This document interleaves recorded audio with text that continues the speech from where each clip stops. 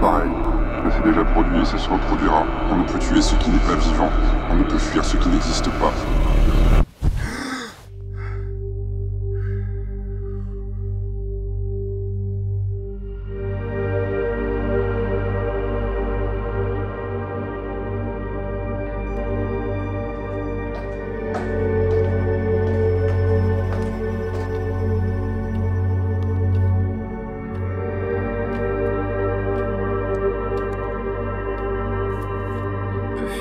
Ce qui n'existe pas, comme dans mon rêve.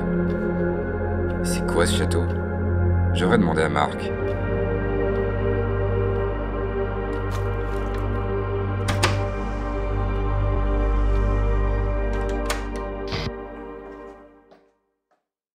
Bon, ça tourne ce truc ou voilà?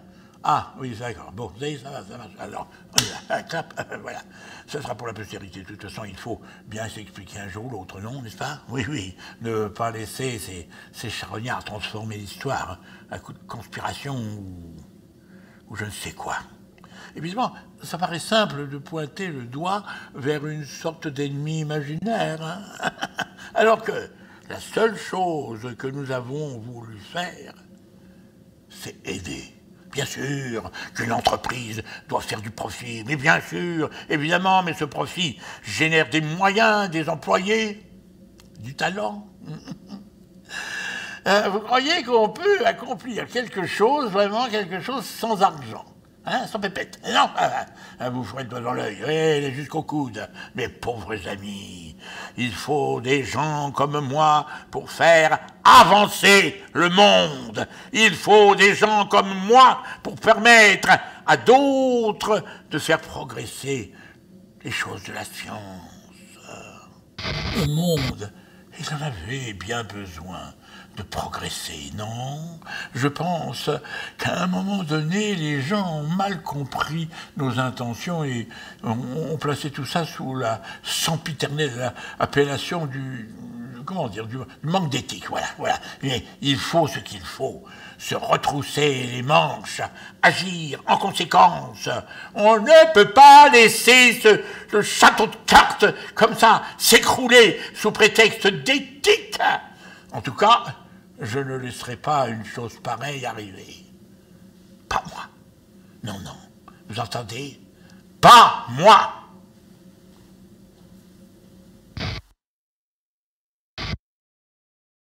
Salut Marc, ça va? Salut le Parisien, alors on se fait à la campagne? Ah oui, c'est sûr que je préfère être confiné ici qu'à Paris, hein. Ouais, enfin des Parisiens qui sont venus apporter leur virus chez nous, il y en a un peu trop. Mais tu sais bien que j'étais venu avant pour écrire mon bouquin. Je sais, je rigole. Ta femme n'est pas là? Elle doit traîner en ville, elle est en colère. J'ai oublié d'acheter du gel hydroalcoolique et la pharmacie est fermée. Ah bon? Tu sais, elle aime pas trop que tu sois venu de Paris. Pourquoi? Elle a peur du virus, comme tout le monde. Il n'y aurait pas un château et une ruine dans le coin qui ressemblerait à ça? Oui, c'est le château de l'Ours, c'est à côté. Je peux le visiter? Ouais, mais il est à plus d'1 kilomètre de distance et c'est interdit. À combien de plus qu'un kilomètre? Oh, 500 mètres au plus, je dirais. C'est pas très loin. Je peux peut-être pousser un peu. C'est pas les flics qui vont t'arrêter là-bas, c'est sûr. Ils restent dans le village en général.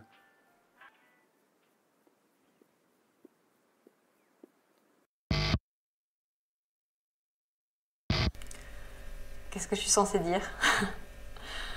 Je sais pas. Quand ça a commencé, personne n'a vraiment cru à une catastrophe. On était enfermés devant nos écrans, on concevait et on imaginait des choses qui ne devaient servir qu'au divertissement. Et on regardait tous ces changements comme faisant partie d'une gigantesque fiction, sans trop y croire, sans même y penser vraiment. Ça se passait dehors, autant dire à des années-lumière. Ça m'a jamais dérangé de porter un masque. J'en portais déjà un tous les jours devant les gens que j'étais obligée de voir au travail, dans les magasins ou dans la rue. Seulement celui-ci me cachait une partie de mon visage et pas juste ma personnalité.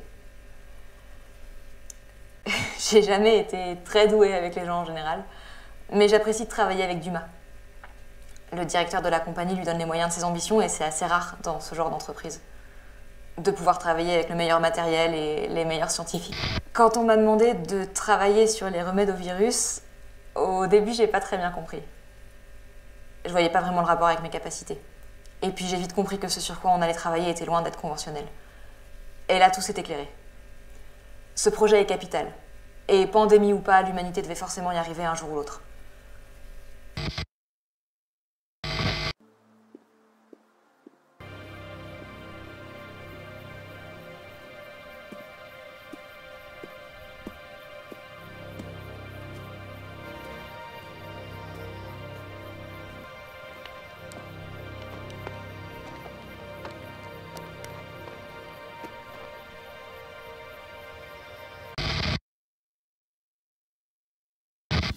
Oui. La pandémie est arrivée comme ça, avant que quiconque ait pu réagir.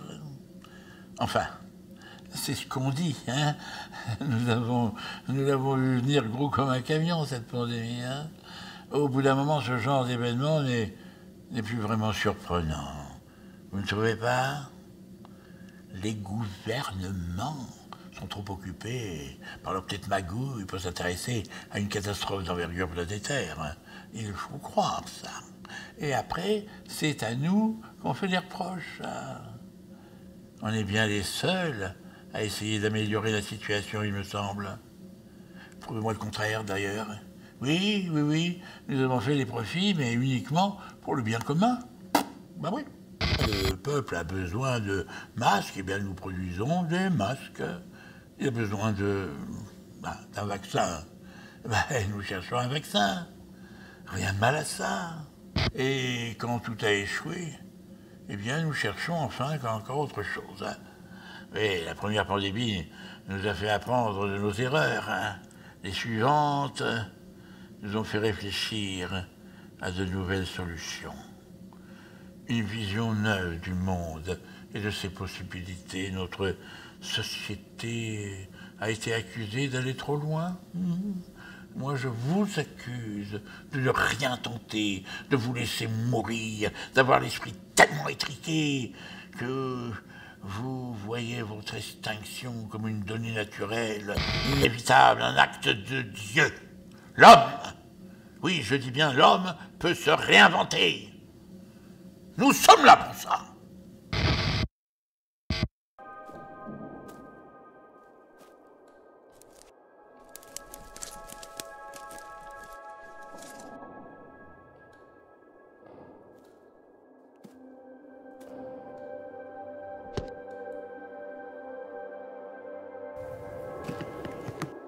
Une arme? C'est quoi ce délire?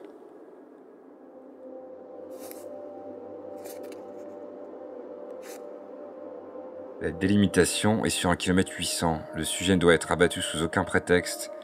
En cas de problème, le nexus de sortie se trouve au niveau de la porte de Tannhauser. Utilisez la commande de contrôle pour modifier le code temporel, mais attention aux veilleurs de nuit. Seule la directive prioritaire peut le stopper. Je comprends rien. 1 km 8, j'y suis presque. Je vais y aller.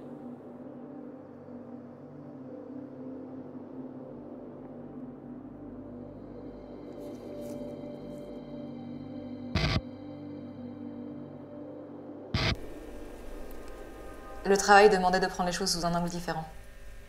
Et comme je me suis jamais intéressée aux angles banals, j'étais faite pour ce boulot et Dumas m'a fait confiance. Être enfermée ici pendant plus d'1 an, ça n'a pas vraiment été un problème.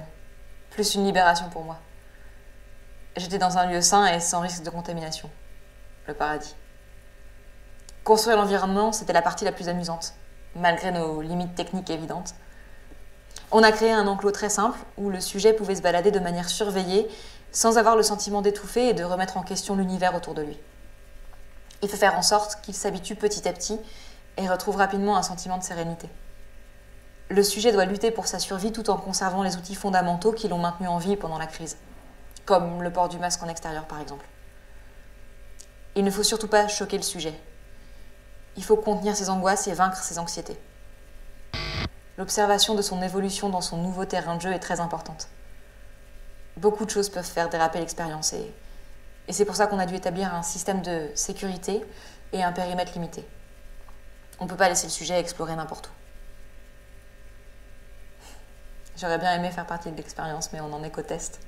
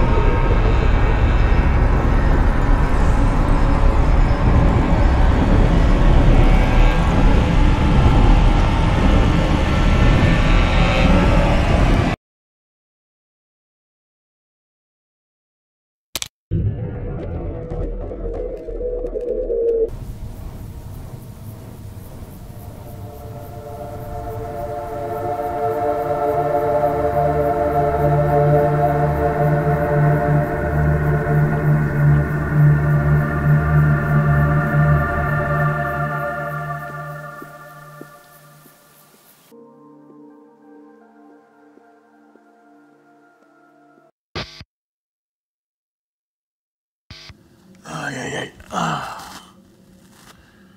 Nous avons tenté tellement de choses, mais il faut dire que nous avons eu le temps. Alors, à un moment, il a bien fallu se résigner, chercher autre chose qu'une solution au sens classique du terme. J'ai commencé à m'intéresser à des visions neuves, à des propositions audacieuses. Et je l'ai trouvé. Dumas. Oui, Dumas a été une trouvaille exceptionnelle. Il a absolument tout changé. Sa vision était certes différente, mais certains diraient hérétique. Moi, je dirais visionnaire. Dumas est un génie, un homme qui ne lâche rien, malgré toutes les critiques et menaces de mort. Oui, non, il a persévéré. Et moi, je l'ai soutenu, lui et toute son équipe, à chaque étape du projet. Il n'était plus question de trouver un remède, une solution classique. Non, on nous l'a d'ailleurs suffisamment reproché. Third Eyes Corporation lâche l'affaire et devient mystique. Mais je peux vous assurer qu'il n'y a sûrement rien de mystique là-dedans. Ou alors, c'est que la magie et la science ne font dorénavant plus qu'un. Ah, oui, nous a ouvert les portes d'un avenir meilleur. Nous ne cherchons plus une nouvelle manière de vivre, mais un lieu où la peur de l'extinction n'existera plus jamais. Bonsoir, je peux vous poser quelques questions? Bonsoir. Oui, bien sûr. Vous n'avez rien remarqué d'étrange dans le coin dernièrement? À part une pandémie mondiale, pas vraiment. La porte de Tannhauser, ça vous dit quelque chose? Il n'y aura pas un endroit qui s'appellerait comme ça dans le coin? Je crois qu'il y a une formation rocheuse dans la forêt de Bresson que les gens appellent comme ça. Ah bon? Où ça? C'est un domaine privé, il se trouve derrière ce portail, mais comptez pas sur eux pour vous ouvrir. Je les connais bien, j'y travaille. Vous pourriez m'y emmener? Ah, j'ai pas le droit, désolé. C'est important? À qui appartient le domaine? À un couple de vieillards très riches. Ils sortent plus de chez eux depuis la pandémie. Je leur fais leurs courses et je m'occupe d'entretenir le domaine. Ils ont une sorte de grand manoir, mais j'y rentre pas. Je dépose les courses devant la porte, ils ont très peur. Vous êtes leur homme à tout faire, quoi. Ah, ça paye bien. Pendant cette période, c'est dur de trouver du travail. Vous faites quoi, vous? Je suis écrivain. Vous avez de la chance. Vous ne connaîtriez pas un autre moyen d'accès? Autre que la porte d'entrée? Je vois pas bien où vous voulez en venir. Ce n'est pas grave, laissez tomber.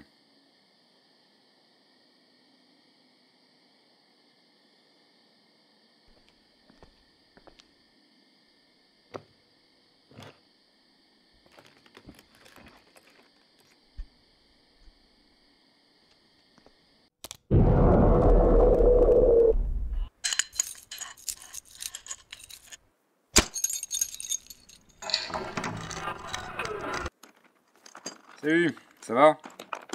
Bonjour. Excusez-moi, mais on se connaît? Incroyable, il ne me reconnaît pas. Donc ce bidule remonte réellement le temps et nous ne nous rencontrons que ce soir. Mais il n'avait pas l'air de me reconnaître non plus, je n'y comprends rien. Non, je m'appelle Vincent, j'habite dans une maison pas très loin. Moi, c'est Laurent. Dis-moi, la direction de la porte de Tannhauser, c'est par où? Enfin, je veux dire la porte antique, c'est bien sur ce domaine? Ouais, mais...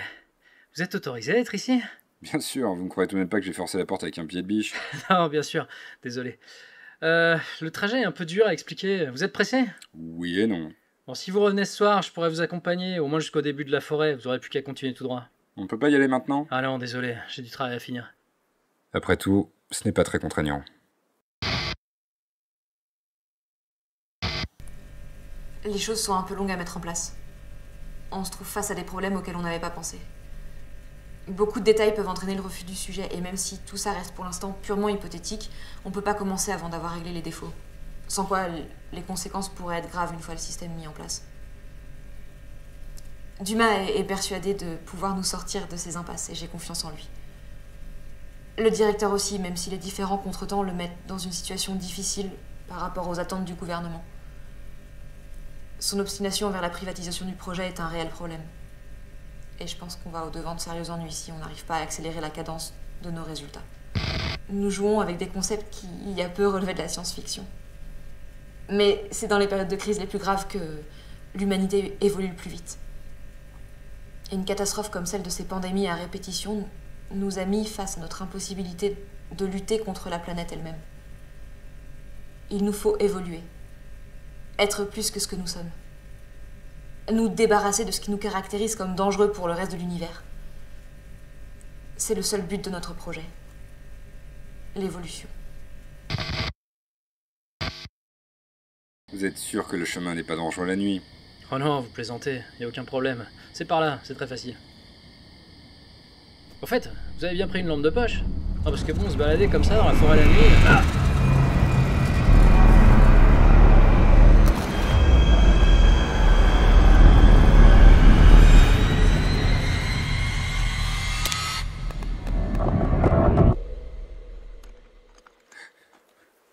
Ça va? On dirait que vous avez vu un fantôme. Vous savez quoi? Je vais me débrouiller tout seul. Pas la peine de m'attendre ce soir. Vous êtes sûr? Absolument.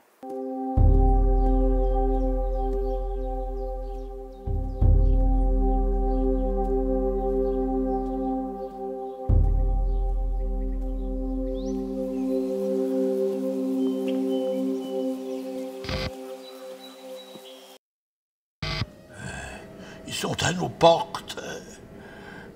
Le bruit de leur armée, de leurs chiens de guerre se rapproche.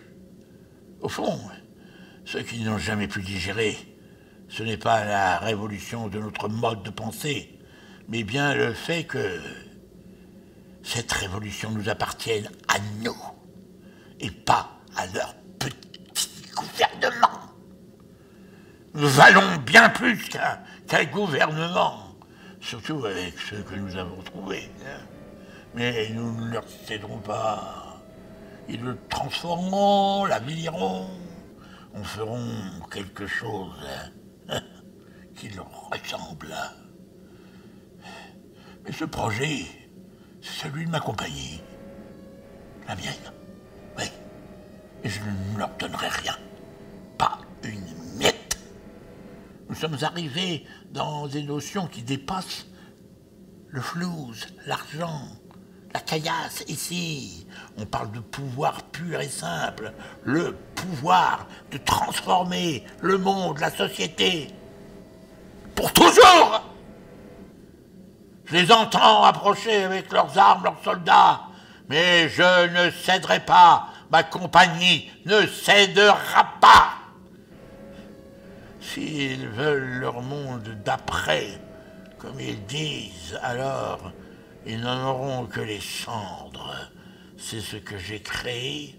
Ce que j'ai créé, je peux le détruire.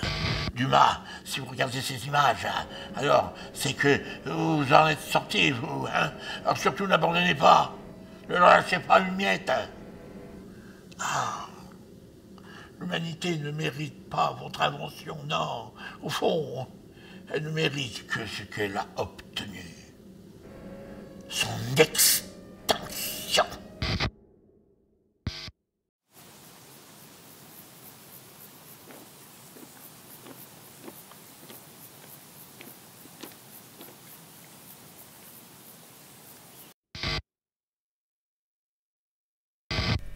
Les choses tournent mal. Le directeur refuse tout compromis avec les autorités. Notre système lui appartient légalement et il lâchera pas le morceau. Et je le comprends parce que ce système est notre travail à tous et que le confier aux mains de ceux qui nous détruisent, c'est trop difficile à concevoir.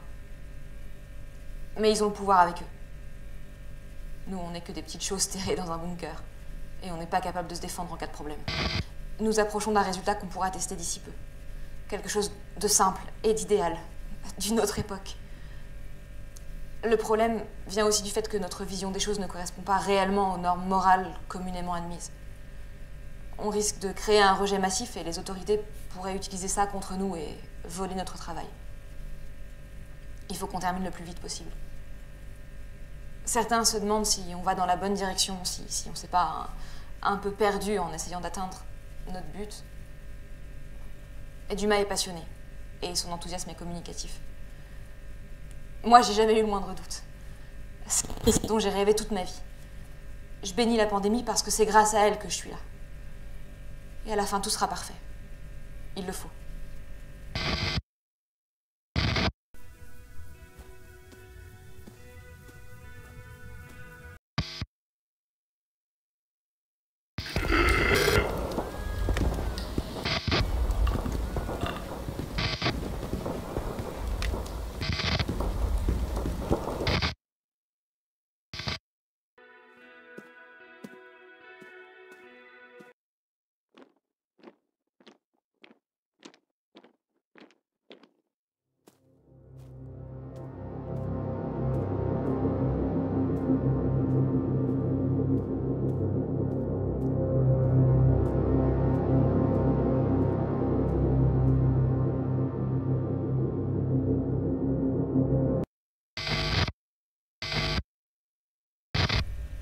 C'est trop tard. La fuite est notre seule solution. Le monde est à nos portes, enragé, prêt à nous annihiler pour nous arracher notre rêve, notre nouveau monde. Ils ne veulent même pas l'utiliser, ils veulent juste le détruire. Ils comprennent rien. Ce ne sont que des pantins. Il nous faut abandonner notre chair. L'évolution passera par notre destruction physique, qui de toute façon est inéluctable. Le virus n'a fait qu'accélérer le processus. En évoluant, nous ne faisons pas que survivre. Nous devenons immortels. Nous devenons des êtres de lumière, d'information, délivrés des contraintes des lois physiques.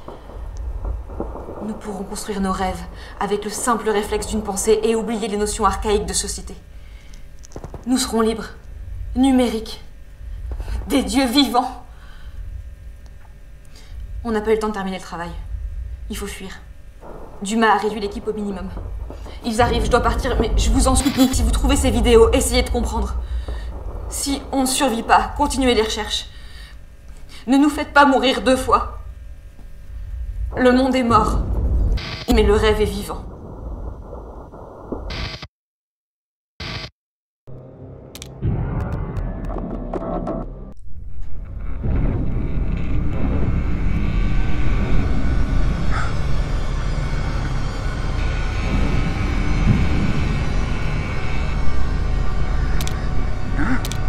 Non. Non.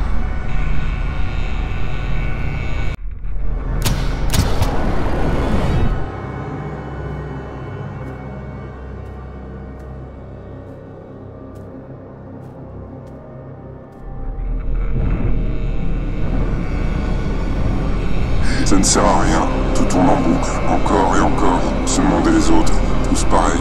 Ça s'est déjà produit et ça se reproduira. On ne peut tuer ce qui n'est pas vivant. On ne peut fuir ce qui n'existe pas. Oh mon Dieu, ce rêve, mais quel enfer! J'ai cette impression d'avoir raté quelque chose, mais je sais plus quoi.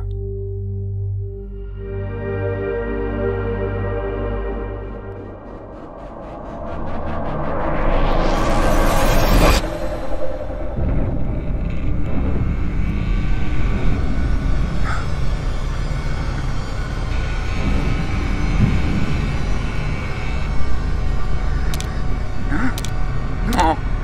Non! Le sujet, c'est moi, c'est ça? Il ne doit rien m'arriver. C'est ce qui était écrit dans la valise. Laissez-moi sortir, écartez-vous. Félicitations.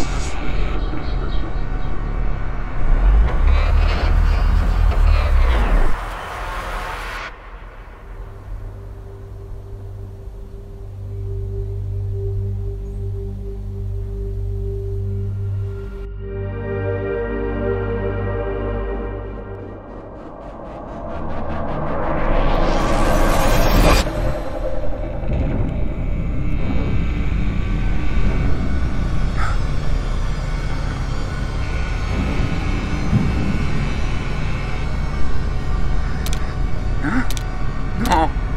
Non! Je ne peux plus rien faire. Je n'ai pas d'arme, mais je dois passer cette porte. Pourquoi n'avez-vous pas pris l'arme? Ça ne sert à rien. Je n'ai aucune chance de m'enfuir. Qui a mis l'enveloppe sous ma porte? Nous n'avons rien mis du tout. Ce n'est pas censé arriver, ce n'est pas dans le programme. Nous n'arrêtons pas de rebooter la séquence, c'est ce que vous vouliez. C'est une simulation? Oui, et vous vous êtes inséré à l'intérieur pour la tester. Le programme était censé s'arrêter si vous ne vous rendiez compte de rien. Mais ça arrive à chaque fois, à la différence que normalement vous prenez l'arme. Le fait de ne pas la prendre est une preuve d'un haut niveau de conscience de la non-existence de cette réalité, et donc de votre échec en tant que créateur de ce monde. Je me souviens maintenant. Fin de programme. Je sors, et je vais régler le problème.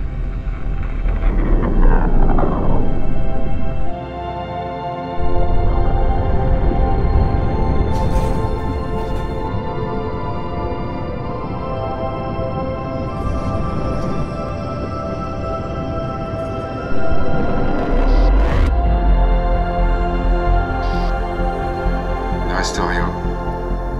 Brûle tout. Détruis tout. Nous avons eu tout de même le temps de sauver l'essentiel avant de fuir. Le directeur est mort. Il ne reste que moi et quelques membres de l'équipe. Delgado est avec moi, il va m'aider à en finir. ne laisse plus d'espoir pour le matériel. Il ne nous reste que nos esprits. C'est là qu'il faut trouver refuge. À notre niveau de technologie, le réel ne fait plus de différence avec le virtuel. C'est la théorie. En abandonnant notre chair, nous pourrons créer un monde meilleur, un monde dicté par nos rêves. Et pour commencer, l'esprit doit s'habituer petit à petit. La première phase de cet univers virtuel sera d'imiter un moment de la première pandémie. L'époque où le monde était encore à peu près normal, avant qu'il ne brûle. Je vais y aller moi-même, tester ma création. Pour le test, ma mémoire sera brouillée, car il nous faudra oublier nos origines terrestres pour pouvoir accepter ces nouvelles formes d'existence. J'ai implanté une sorte de sécurité au cas où mon esprit se rebellerait contre le système, un truc très simple inspiré par un monstre que j'imaginais quand j'étais petit. Les programmes secondaires ont une écriture très basique. Nous n'avons pas eu le temps d'aller bien loin sur ce domaine, enfin. Je m'appelle Vincent Dumas, et je m'apprête à plonger dans notre premier univers totalement virtuel jamais créé. J'espère que tout se passera bien et que mon esprit ne le rejettera pas. Notre monde est détruit. À nous d'en créer un autre.